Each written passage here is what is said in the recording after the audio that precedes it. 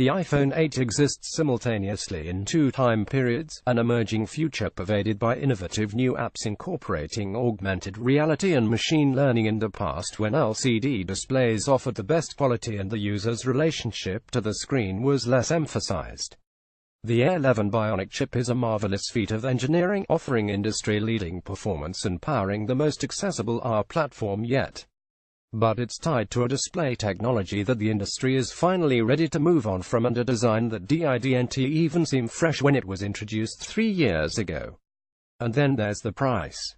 The iPhone 8 starts at $699 to $50 more than the iPhone 7 entry price last year. Yes, this device starts at 64 GB of storage now instead of 32, but the price tag puts it just shy of the Samsung Galaxy S8. The 256 GB iPhone 8 Plus is only $50 less than the entry-level 64 GB iPhone X. When weighed against other phones in its class, the iPhone 8 poses the question: which do consumers care more about, performance or the design and screen? I'm going to go out on a limb here and say that today, most consumers care a lot more about the design and the screen. Initially, that makes the iPhone 8 hard to recommend to many. That's the current problem with the iPhone 8. By several metrics, it's a great handset, I'm just not sure for whom. Table of contents, page 2. We're reviewing the iPhone 8 and the iPhone 8 Plus together. Almost everything we say here can be applied to both phones, but they do diverge in a couple of ways. Other than the batteries, the distinctions between these phones are virtually the same as they were last year.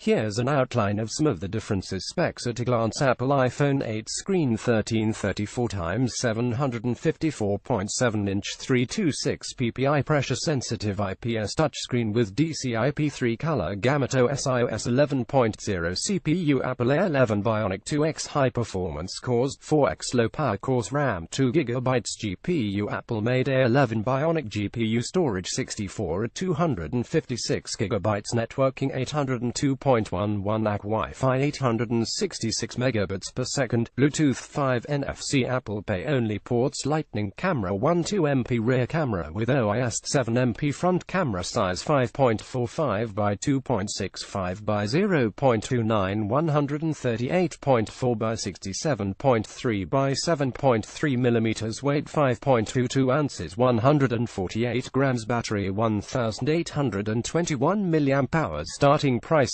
$699, unlocked other perks: wireless charging, screen size and resolution. The iPhone 8 has a 4.7-inch 1334 x 750 screen, and the 8 Plus has a 5.5-inch 1920 x 1080 display.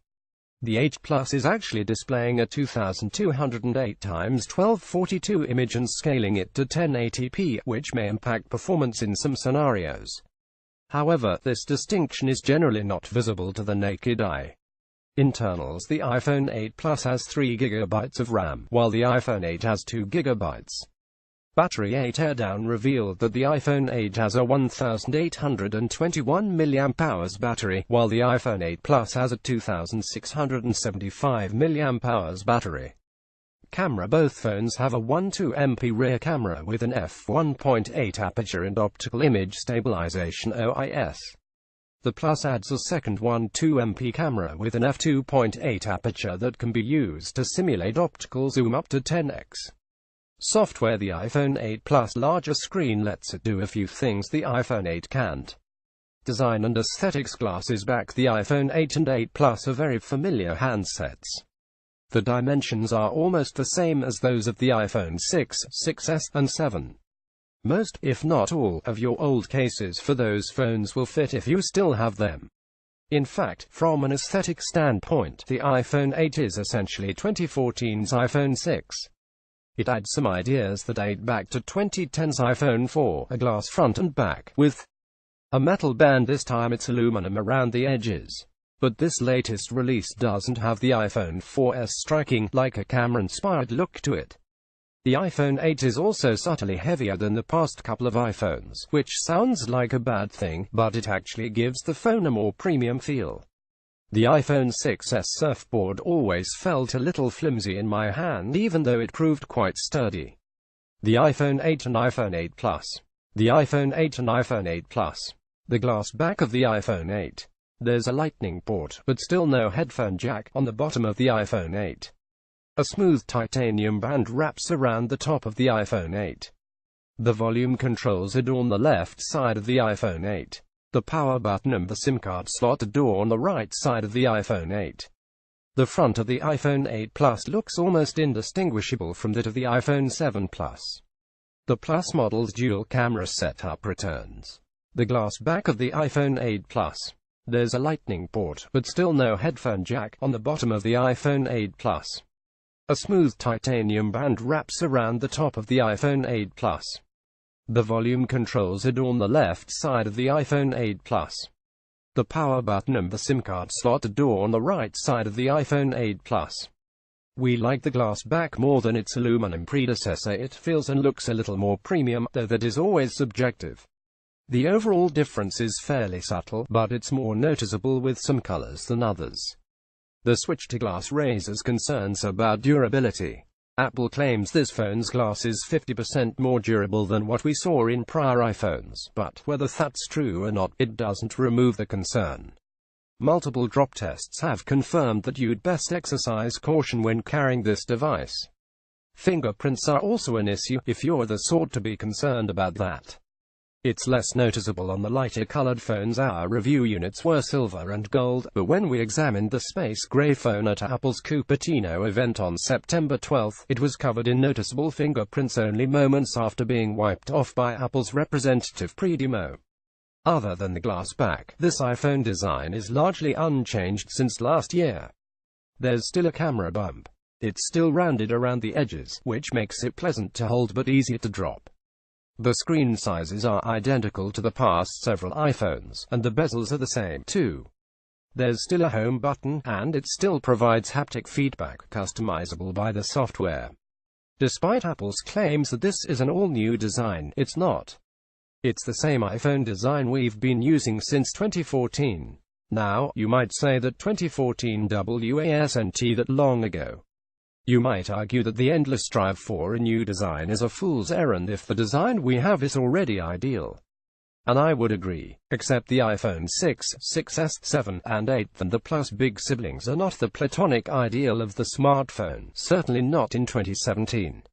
Specs at a glance: Apple iPhone 8 Plus screen 1920x1085.5-inch 401 ppi pressure sensitive IPS touchscreen with DCI-P3 color gamut OS iOS 11.0 CPU Apple A11 Bionic 2X high performance cores 4X low power cores RAM 3GB GPU Apple made A11 Bionic GPU storage 64 or 256GB networking 802.11 AC Wi-Fi 866 megabits per second, Bluetooth 5 NFC Apple Pay only ports Lightning camera 1 2MP rear camera 1 f1.8 lens with OIS 1 f2.8 telephoto lens 7MP front camera size 6.24 by 3.07 by 0.3 158.4 by 78.1 by 7.5 mm weight 7.13 ounces 202 grams battery 2675 mAh starting price $799 unlocked other perks wireless charging Personally, I find this design rather loose when compared to the stark uniformity of the Samsung Galaxy S8. The bezels at the top and the bottom seem absolutely enormous by standards set by other flagship phones late last year and earlier this year. Where the Galaxy S8 uses the true blacks of OLED technology in tandem with an Almosh Digito Edge display to achieve a seamlessness between body and screen, content and container, the iPhone 8 remains resolute in its contrast between these elements. It's not really that the design is bad, it's just falling behind our expectations. Of course, many who are considering the iPhone 8 are already entrenched in the Apple ecosystem and cannot or will not consider an Android alternative. The comparison to other phones in the marketplace might not matter as much to those people, and in those cases, expectations could be different. But if Apple is the only choice for you, the iPhone X is right around the corner, and it adopts all the new design conventions that we've come to expect, albeit for a few $100s more. Those new ideas are available on some flagship Android phones at price points much closer to that of the iPhone 8 than the iPhone X, though, so it's hard not to feel like Apple loyalists have been let down this time. Page 3 OLED might be the new wave, but the iPhone 7 had one of the best LCD displays available in a smartphone, and that still applies to the iPhone 8. While some smartphone manufacturers tested the waters with OLED as far back as a few years ago, Apple has focused on providing excellent color accuracy in its displays, something that OLED was not always very good at until more recently.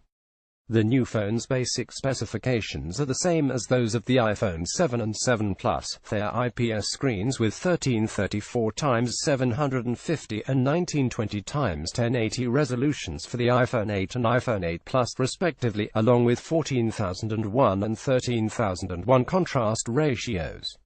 Last year's models brought the move to DCI-P3 for a wider color gamut. It was a noticeable improvement, and you still get that here. But there's nothing dramatically different about this display as compared to the iPhone 7. Apple has added a new feature called True Tone that is presently only available on the iPad Pro, the iPhone 8, and iPhone 8 Plus. Its name is misleading. It's not about improving color accuracy at all. Instead, the phone senses the lighting around you and automatically adjusts the screen's white balance to provide a comfortable viewing experience. The result is an image that is objectively less accurate but may seem subjectively preferable. Your eye adjusts to various ambient lighting conditions, so the screen adjusts to provide you with an image that is subjectively consistent across various environments. It's most helpful when you're somewhere with very warm lighting, where a cool, blue-shifted display would introduce eye strain, especially when reading text. At its most noticeable, it might remind you of the night shift feature that Apple brought to iOS and macOS devices a while back.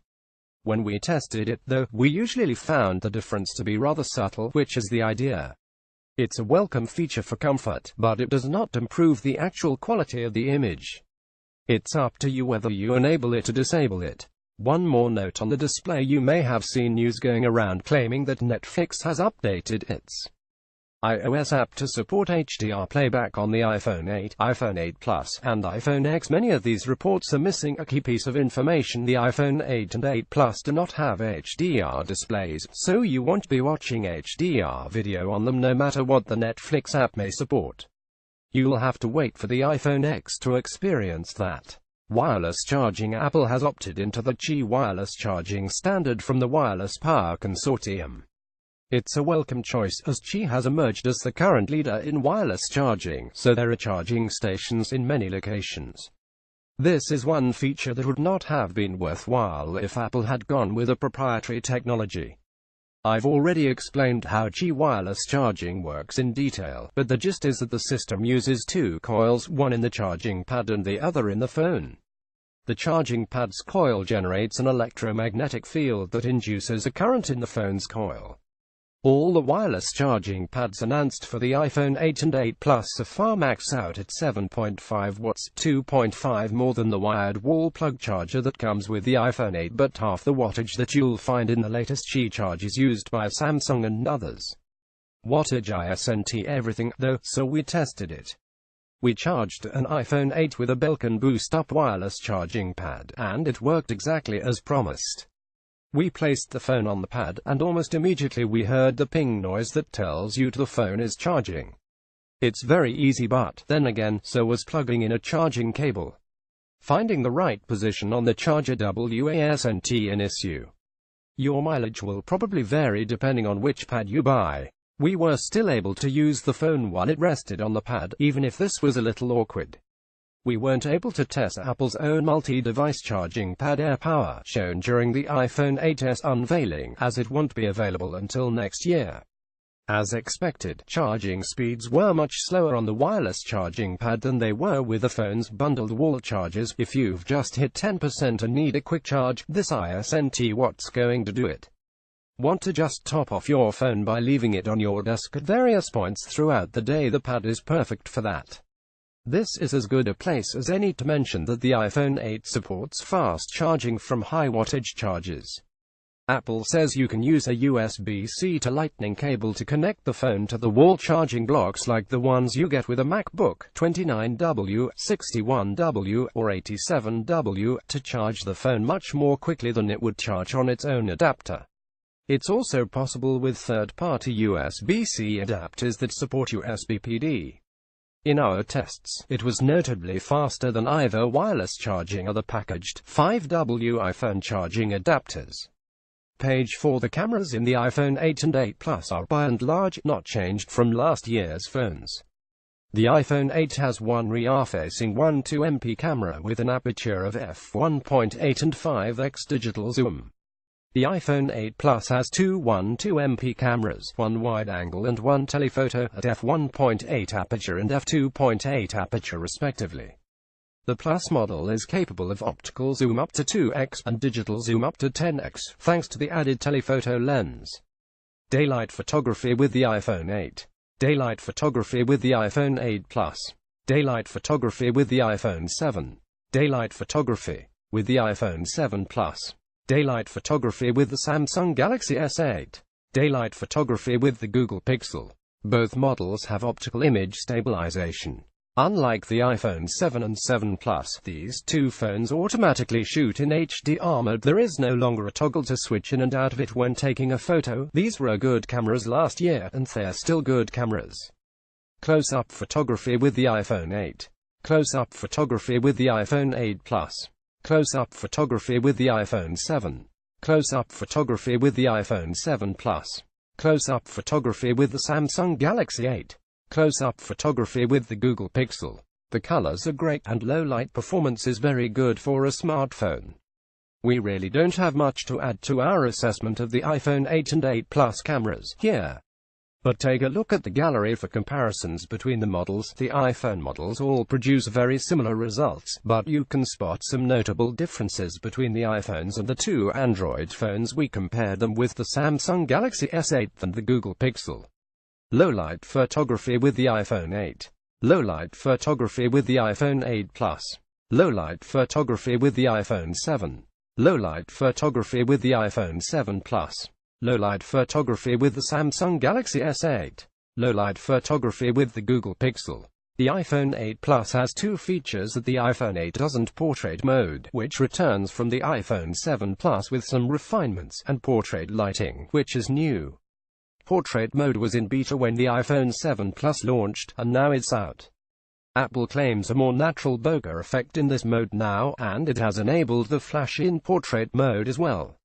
Apple gave considerable attention to the new portrait lighting feature during its press conference announcing these phones a couple of weeks ago, but to be frank, we're not sure why. The company says this feature is still in beta, and we can see why. Natural light in portrait lighting on the iPhone 8 Plus. Studio light in portrait lighting on the iPhone 8 Plus. Contour light in portrait lighting on the iPhone 8 Plus. Stage light in portrait lighting on the iPhone 8 Plus. Stage light mono in portrait lighting on the iPhone 8 Plus. Portrait lighting allows you to digitally reconfigure the lighting in an image of a person's face either when you're taking the photo or even long afterward. Apple says this feature is made possible by the new neural engine on the A11 Bionic chipset. More on that shortly.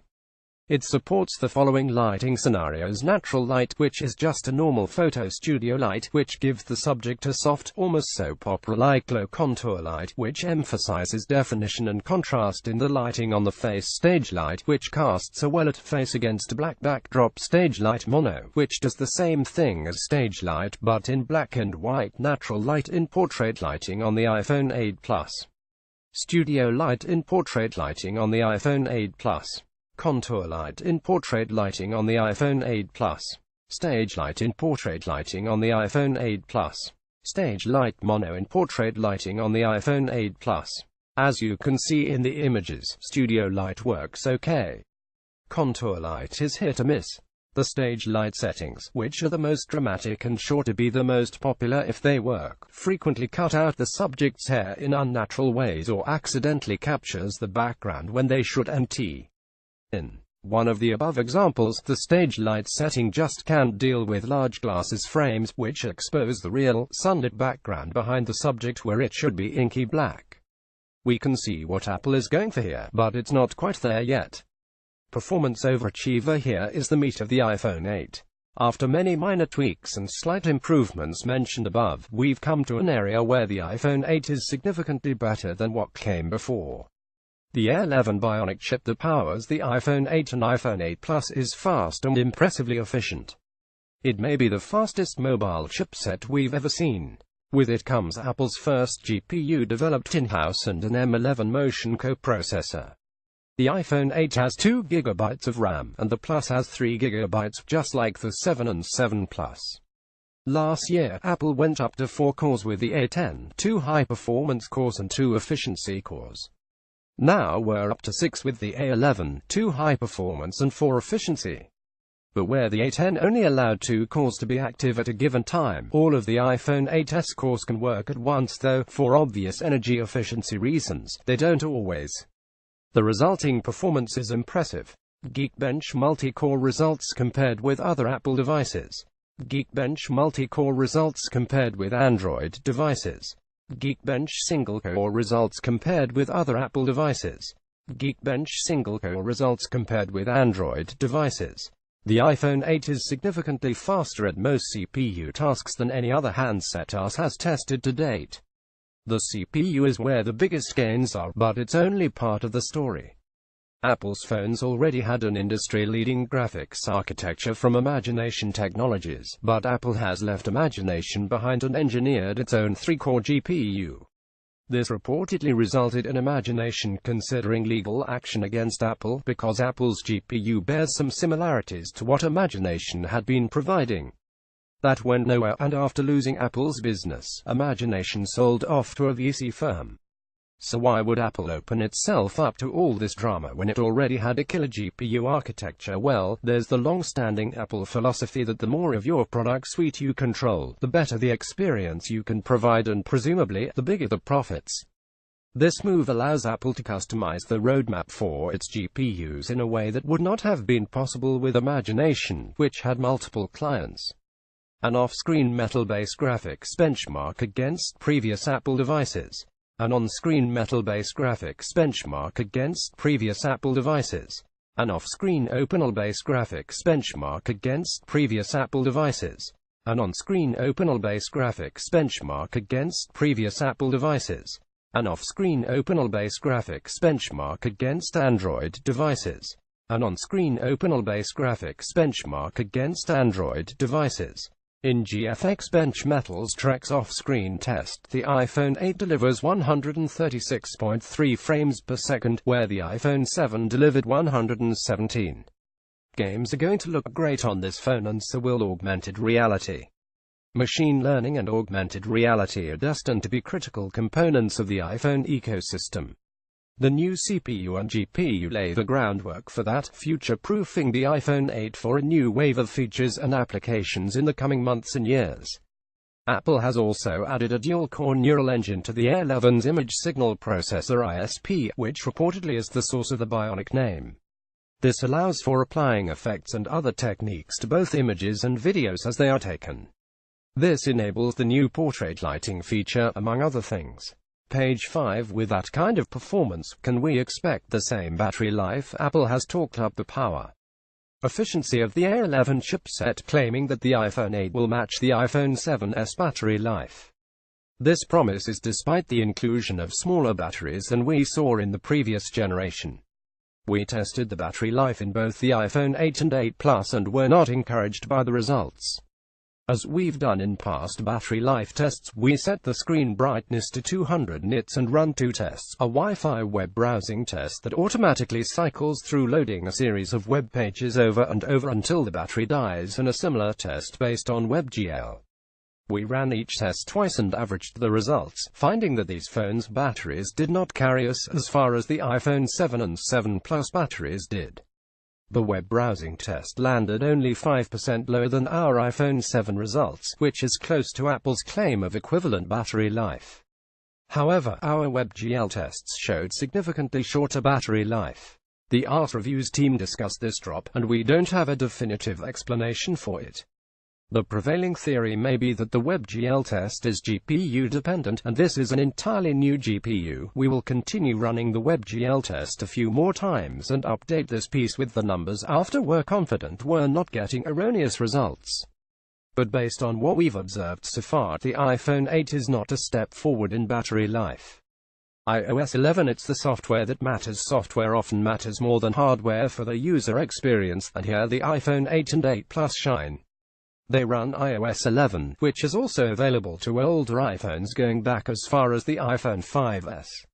We've discussed iOS 11 and its numerous new features in a thoroughly detailed review, but let's briefly go over a few things and what they all mean for the iPhone 8. The Control Center, an easy access menu for basic OS functions like brightness, volume, and airplane mode, has been completely overhauled. To a degree, you can now customize which functions go in it. Some of those functions had not been available in Control Center before, like low power mode. The App Switcher multitasking interface has also been redesigned but without added functionality on the iPhones. The App Store is radically different, with editorial-driven curation and a wider range of discoverability options. See the images below for a brief tour of iOS 11 from our iOS 11 review. Meet iOS 11. Again, note the tweaked status icons and the labelless app icons in the dock. The default view of the new Control Center already exposes more controls than the iOS 10 version. The brightness slider, featuring night shift. Tweaked multitasking switcher on iOS. The home screen is no longer its own card. A new UI for the filter picker, as well as new names and filters. The redesigned App Store is more aggressively curated, and Apple even has editorial staff working on roundups and blurbs now. App pages get bigger, bolder buttons. The Podcasts app gets a redesign to bring it in line with the App Store and music apps. Emergency SOS gives you a way to automatically call emergency services and/or lock Touch ID. iOS 11 builds out support for HomeKit and in-home streaming. It adds a new Files app for easier browsing, and it adds support for the HEIF image format and HEVC video format, both of which are supported by the iPhone 8 and 8 Plus. There are a bunch of iPad UI and functionality improvements that we won't get into here, too. Most important for the iPhone 8 and 8 Plus, though, are under-the-hood additions like ARKit, Metal 2, and Core ML frameworks for augmented reality, graphics, and machine learning, respectively. As we discussed, the A11 Bionic chipset is very fast, and, with these new additions to iOS 11, it is an excellent foundation for a new wave of apps. Like other GPUs, Apple's new A11 GPU can be used for machine learning tasks. This powers stuff like smart curation in the Photos app or various Siri functions. Core ML packages together a lot of the work Apple has done to apply these machine learning ideas to the first-party apps, and it offers that work as a framework for third-party app developers to build their apps off of. Metal 2 is actually the fourth version of Metal that iOS devices have seen, but it marks the promising step forward. The Metal Graphics API gives third-party app developers a well-optimized foundation on which to build their graphics-heavy applications. Metal 2 is aimed at improving efficiency of draw calls and generally elevating performance, allowing games and other apps to show more objects, and more detailed objects, on the screen. Finally, we have ARKit, a framework that could further open the floodgates for augmented reality apps of all kinds. Remember, Pokémon Go apps built on ARKit and the A11 hardware could be much more impressive. Page 6. The expectation of augmented reality's popularity is the best argument for the iPhone 8. This hardware is carefully and brilliantly crafted to be the best mass-market AR platform we've yet seen. That means exceptional performance, a very good camera, a good suite of sensors, and a strong software foundation. For consumers who might not be willing to spring for the iPhone X's new display tech and facial mapping features, the phone provides an AR platform likely ready for the next 3 years of new apps. I just don't know if the sort of people who care about future-proofing for AR would also be willing to pay extra for the newer display and security tech we'll see in November. A purchasing decision gets even muddier when you consider the rest of Apple's lineup. Consumers now have 8 different iPhone models to choose from, and that's not even breaking it down into different SKUs based on storage capacity or wireless carrier. The iPhone lineup now looks like this. This is hardly the simple product lineup Apple of yesteryear would have been proud of. High-end Apple consumers are going to want the iPhone X, and millions of them will be willing to pay for it. Consumers who just want a decent iPhone are presented with a dizzying array of options. They can get an iPhone 7 or even a 6S for significantly cheaper than the iPhone 8. Where does that leave the iPhone 8? Who is it for other than the very specific someone who cares a great deal about performance and future functionality but not design a display? I don't know the answer to that. The outdated design and screen belie the forward-thinking engineering of the internals. In the iPhone 8 we have a device lost in time. It prepares us for the future, but it also exists in the past. The new A11 chip delivers industry-leading performance, excellent video camera and solid still photos, future-proof for the next new wave of apps and games, wireless charging adds day-to-day convenience. You'll get excellent software with iOS 11.